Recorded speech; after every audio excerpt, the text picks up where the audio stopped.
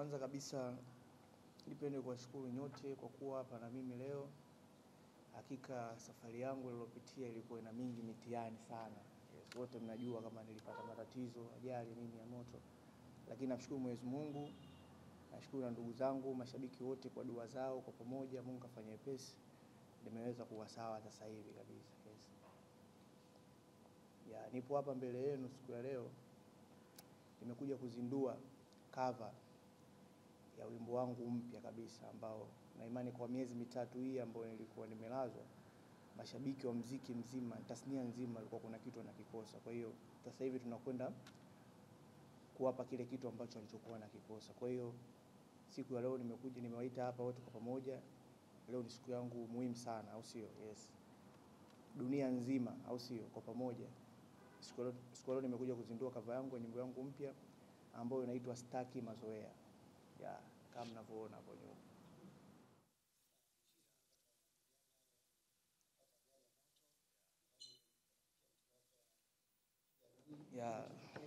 Lakini mashabiki wanahitaji pengine zaidi kuelewa kipi ambacho situation ilikuwaje, na lakini pia unatumia muda gani kuikapa, sajili yako vipi, bado unaamua kuleta project labda ishakuwa sawa kabisa kiafya au bado unaendelea kuikapa?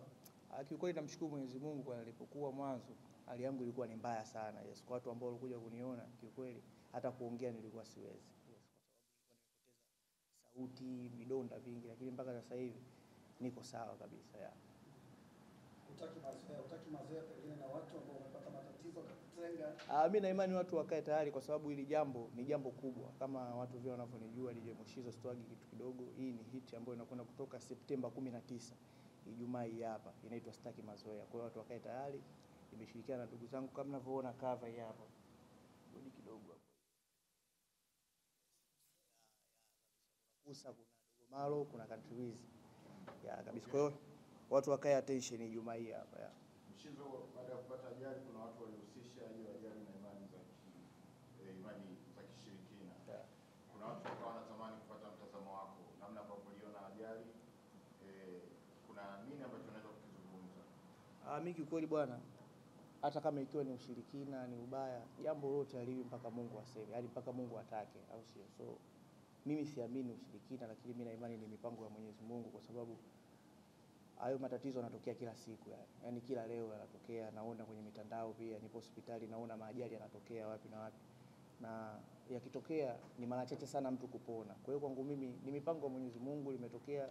So ajali ya kitoto ni ajali kweli, kwa sababu pale nilipokuwepo, moto ulipotokea hakukubaki kitu chochote, na kama mimi mwenyewe nilishindwa mwenyewe kujiokoa. Kwa hiyo unaona jinsi gani yani moto ulivyokuwa mkubwa. Yani mimi ile kibinadamu kabisa nilishindwa kujiokoa kwa sababu nilizimia. Kwa hiyo nikastuka tu nipo hospitali. Kwa hiyo wasamaria mwema, majirani pale, yes, wakaja wakanisaidia. Kwa hiyo ni jambo la kumshukuru Mwenyezi Mungu, kila kitu kina sababu yake. Na mimi hiyo changamoto haiwezi kawa labda yani kanikatisha tamaa, labda nisiendelee na mambo yangu, bali ndo kwanza inazidi kunipa chachu ya kuendelea kufanya vizuri. Kwa hiyo mimi katika kila jambo namshukuru Mwenyezi Mungu. Na ushirikiano uko vipi?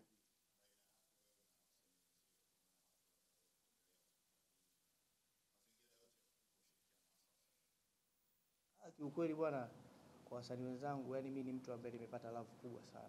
Huwezi amini. Yani ni mtu ambaye kuna wengine walikuwa mkoani. Unajua kuna kampeni. Yes, kuna wengine walikuwa mkoani, walipiga simu. Kuna wengi sana, wasanii wengi sana walikuja kunitembelea hospitali. Kwa hiyo kwangu mimi hapa nimepata love kubwa sana kutoka kwa wasanii na ndugu. Yani tasnia nzima, sio wasanii tu, madansa, ma DJ, yani watu wote, ma managers. Yani mimi nimepata love kubwa sana.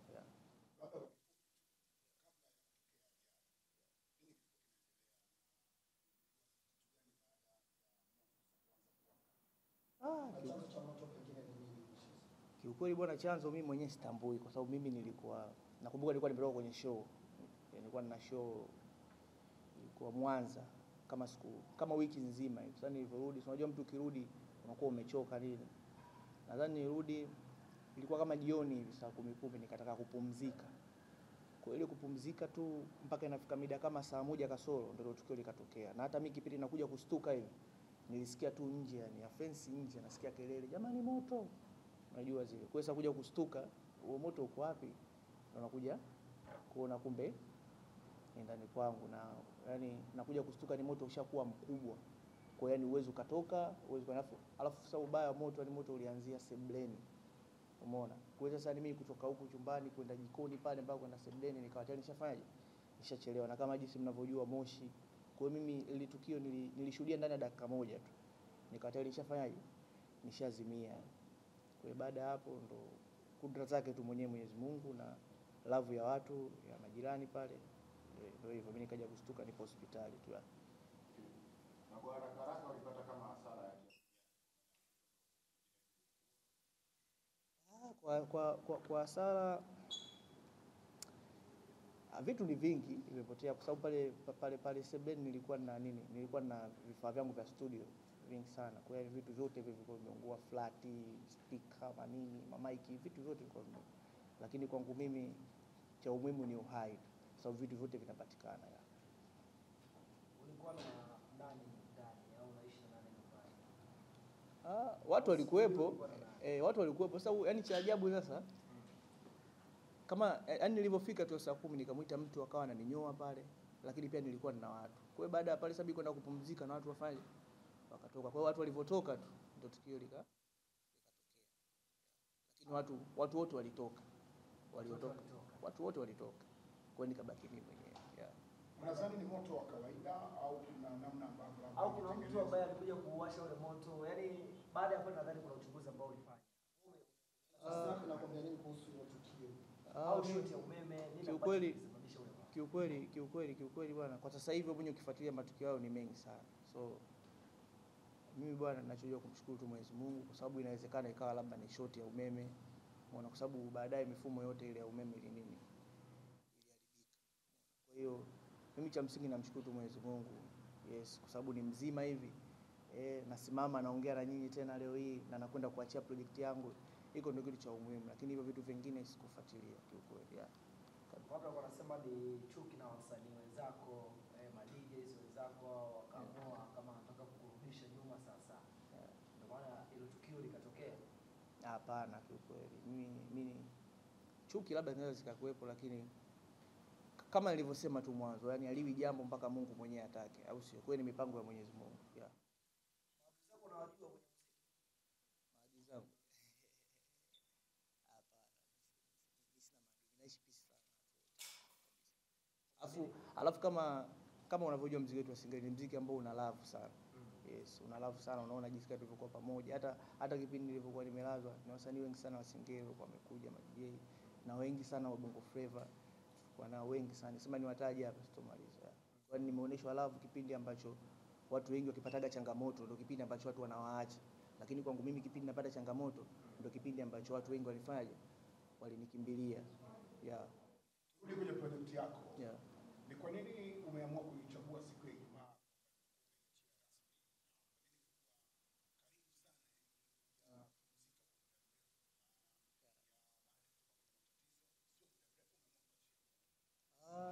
Mimi naamini kwa sababu mimi nadhani ni muda mrefu, miezi mitatu sasa. Ni miezi mitatu sasa hivi, kwa sababu ile tukio limetokea mwezi wa 6 mpaka sasa hivi. Hata project yangu ambayo niliwaachia mara ya mwisho sasa hivi mpaka jana ndio imetimiza miezi 5 ambayo inaitwa Mapenzi Hisia. Wote mnaifahamu. Lakini pia ndio project ambayo mpaka sasa hivi zimetoka nyimbo nyingi sana za ndugu zangu wasanii wa Singeli, zimefanya vizuri sana, lakini hakuna hata moja imeifikia kwa numbers hiyo Mapenzi Hisia. Umeona? Kwa hiyo ni kitu ambacho pia kimenitia morali wa kuendelea, lakini pia mashabiki zangu hawajai kuniacha. Kila siku kwenye DM, wana comment, wana nini, wanatamani kujua, wananiombea madua, wanatamani kitu changu. Kuna kitu walikuwa wanakikosa sana. Kwa hiyo hii tarehe 19 ni siku sahihi kabisa, au sio? Lakini pia na mimi mwenyewe pia nilikuwa naangalia na afya yangu, sababu unajua vidonda vya moto unaweza ukapona hata ndani ya wiki moja, lakini vinaweza vikapona tu nje, lakini ndani vikawa bado. Kwa hiyo nilihitaji kutumia kama miezi hiyo mitatu imadi kulikava kabisa. Kwa sababu nilikuwa siwezi kukaa hivi kufanya chochote. Yupo Country Boy kwenye hiyo collab.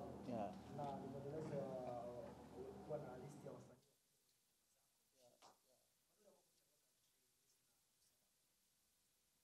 Kwa sababu kutokana na hiyo project yenyewe, alafu pia ukicheck Country Wiz hajawahi kufanya Singeli kabisa. Kama Kusa naye pia hajawahi kufanya kabisa Singeli. Kwa hiyo unaona kabisa ni jinsi gani na watoa huko kwenye muziki yao wanakuja katika project kubwa kama Sitaki Mazoea ya na tunaondoka. Ni kitu gani ambapo unaamini sana kwenye muziki wako wa Singeli? Mimi nadhani ni quality, lakini pia ladha ambayo watu ambao yani hawawezi wakaifikiria, yani hawawezi wakaikalili kila siku. Unajua Singeli watu wengi walikuwa wanazidharau kwa sababu zilikuwa zina kelele, umeona, kuanzia kwenye production, lakini pia katika promotion, lakini pia alikuwa anaimba nani, au sio? Lakini sasa hivi unaona Singeli tunajumuika na ndugu zetu wa Bongo Flava, au sio, ambao walitutangulia na wana mashabiki wengi sana. Na ukiangalia tangu project yangu ya mwanzo kuanzia Wivu, kuanzia Mapenzi Hisia mpaka Sitaki Mazoea, ni project ambazo nimejaribu kuchanganya watu tofauti ili tuweze kupata ladha tofauti, lakini pia tuweze kupata mashabiki tofauti. Kama Country Wiz ni msanii wa hip hop, si ndio? Ni msanii bora wa hip hop wa muda mrefu sana na ana mashabiki wengi sana. Ukiangalia kama Kusa ni msanii wa Bongo Flava, ile yani anaimba ile mapenzi kabisa. Kwa hiyo nimeamua kuchanganya. Nadhani watu wakisikiliza hii nyimbo hiyo tarehe 19 wataenjoy sana. Watapata kitu kikubwa sana. Yeah. Sawa, Bushizo, kwa sababu tumekupata leo pia zungumzia issue ya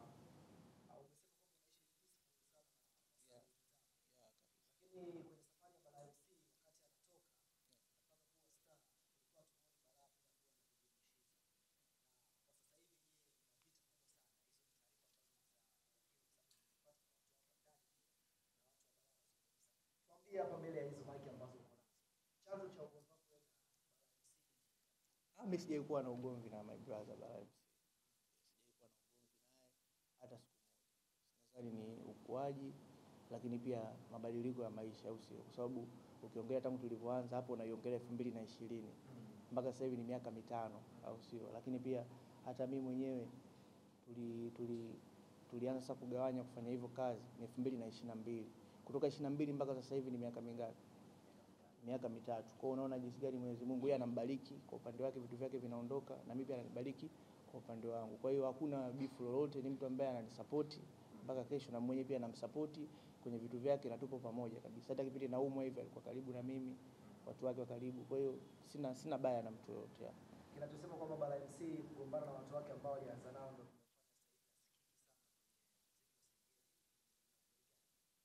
ndio mimi sijajua, labda wewe kwako ndugu mwandishi, lakini kwangu mimi naona fresh tu.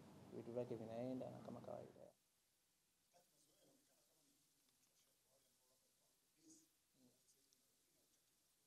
Mimi nadhani watu wakae tayari tu. Ijumaa hii hapa Septemba 19. Mimi naita Septemba 19. So watu wakae tayari. Ni kitu kikubwa sana. Yaani hii ladha inayokwenda kutoka ni kitu ambacho watu walikuwa wanakikosa ndani ya miezi hii 3. Kwa hiyo nadhani Ijumaa tunakwenda kukata ladha yao.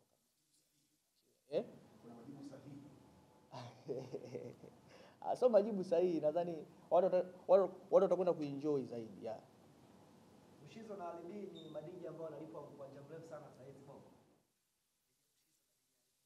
Inawezekana kwa sababu ukiangalia blaza, unajua bwana, pesa sio hadi umuone mtu na viburungutu, pesa nini, unaangalia mali, vitu anavyomiliki. Kwa blaza unaona kabisa anaokota. Na mimi pia kwa upande wangu, ukiingia kwenye peji yangu unaona kabisa thamani ya Singeli. Zamani hakuna DJ alikuwa analipiwa mandege hivyo, lakini mimi naona kabisa katika safari yangu kila show watu wanalipa mandege. Kwa ukiona mtu anakata ndege, ujue basi mkonje yake kidogo so hauko chini, uko juu zaidi. Ni blaza anafanya vizuri, anatuinspire, lakini pia ni mtu wangu wa karibu. Hata kipindi hivi nilipopata majanga pia alinipigia simu, nakumbuka. Kipindi kile alikuwa yupo Ulaya, sijui kama sikosei. Alikuwa Marekani kabisa. Ni mtu wangu wa karibu. Na madj wote kina Diomi, Omi Crazy, yani mablaza wote, yani game hii ya madj wote ni watu ambao wananisupport sana. Wewe Bushizo ni shabiki wa Simba au Yanga? Mimi? Mimi kiukweli bwana. Katika mpira, kwa sababu mimi nishafanya show kote. Yanga Day nishafanya, Simba Day pia nishafanya. Kwa hiyo mimi mpira sio sana, lakini kama kibiashara, biashara itakapotiki popote sisi tunaondoka nao. Jana nasikia wewe umejeruhiwa bwana. Wewe ni hapana kaka, mimi sio Simba bwana. Mimi sio Simba mzee. Yeah.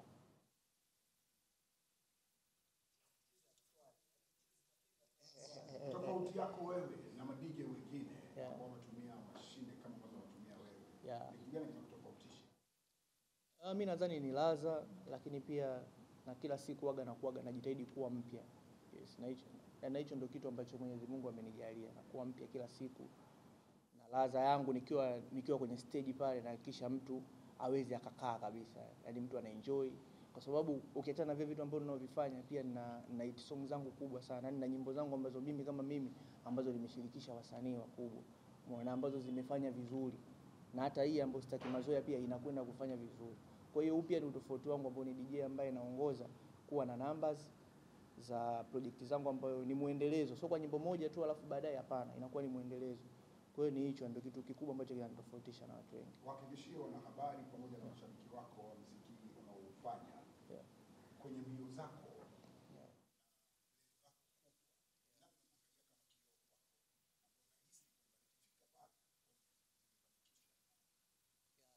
mimi najifunza sana kwa mtu yote, hata kama yuko chini, waga najifunza sana. Yes. Sijai kuacha mtu yote. Mtu yote nikiona tu ana kitu, waga namfuatilia, najifunza vitu alivyokuwa navyo, lakini sana sana namwangalia sana DJ Khaled.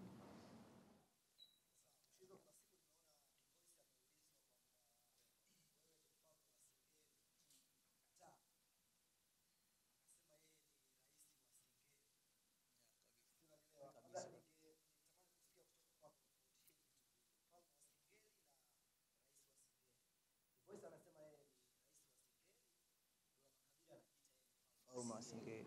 Labda unisaidie kutofautisha hapo ili tuweze kujua sasa nani anakuwa ni noma zaidi hapo. Mimi nadhani katika dunia ilianzaga wafalme, si ndio? Alafu sasa hivi kuna Singeli. Nadhani nini, kuna rais, si ndio? Nadhani imekuwa Voice labda alifikiria kitu hicho, kwa sababu ukiangalia Dula Makabila ni msanii ambaye kaanzia kitambo tangu 2015 16 huko. Kwa hiyo hata hilo jina la mfalme ameanza kujiita muda mrefu. Kwa hiyo Voice hata ile jina la nini la kujiita rais nadhani ameangalia, kwa sababu hata katika dunia ufalme ulikuwa yaani ulikuwa kitambo kidogo, yani ulikuwa utawala wa mwanzo ulikuwa unaitwa ufalme. Kwa hiyo kaangalia, kwa sababu yeye ni generation mpya, kwa hiyo kaamua kujiita hivyo. Sio mbaya kwa yote kujiita jina lolote. Inamfaa. Mtu yote ana deserve kujiita lolote.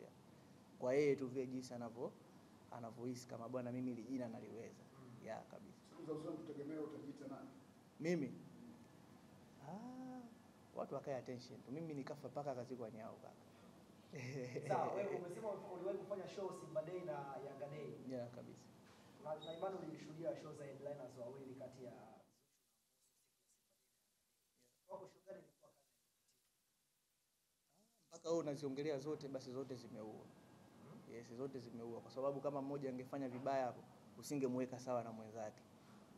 Au labda ungemsahau, ungesema bwana mbona Mbosso kaua sana au Zuchu kaua sana. Mimi nadhani kila mtu kajitahidi kwa upande wake, kafanya vizuri kwa upande wake, ndio maana unawaongelea wote wawili kwa pamoja, au ndio maana unazishindanisha, kwa sababu zote zimefanya vizuri.